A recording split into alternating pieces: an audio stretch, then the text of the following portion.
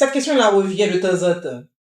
Pendant les 3 mois et de probation de l'employé, est-ce que l'employeur doit verser un salaire brut ou un salaire net à l'employé?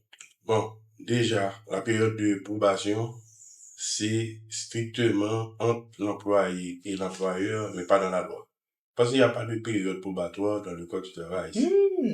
Ce qu'il y a et qu'on pense toujours être une période probatoire, c'est le fait que l'employeur peut résilier le contrat de l'employé s'il n'a pas encore atteint 3 mois de service.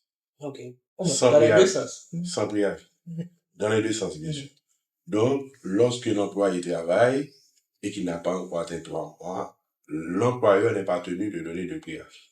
Mais il n'y a pas de période probatoire. La période probatoire n'est pas légiférée dans le Code du travail. Donc, vu qu'il n'y a pas de régime pour la période probatoire, c'est pas une période si spéciale que ça. Ok. C'est pas un statut différent. Le premier jour de prise de service de l'employé, il est déjà un employé plein et entier.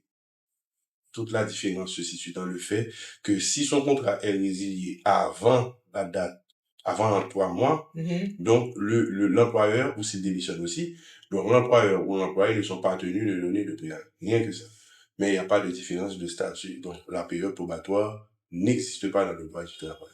Et même quand on parle de période probatoire pour les gens de maison, quand on regarde la définition juridique de cette période, c'est encore la même chose. Ce qui veut dire ce que le législateur appelle période probatoire pour les gens de maison, c'est une période de moins de 3 mois qui permet à l'employeur de résilier le contrat sans donner de préavis.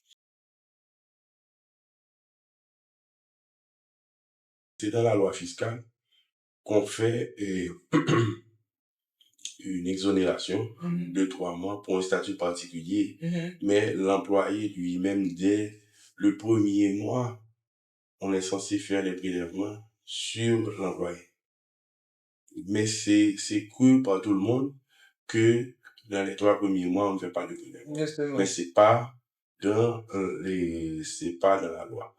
Ouais, voyez. Donc, et même de même pour les cotisations, parce que j'ai parlé de prélèvements fiscaux, mais il y a aussi les cotisations. Donc, il n'y a pas de 3 mois qui tiennent. Okay? Donc, dès le premier mois de paiement, c'est bien entendu, on paie mensuellement. Parce que c'est peut-être la première. À la quinzaine. Voilà. Donc, il faut faire les prélèvements normalement pour l'employé. Donc, il aura un salaire net dès le premier paiement.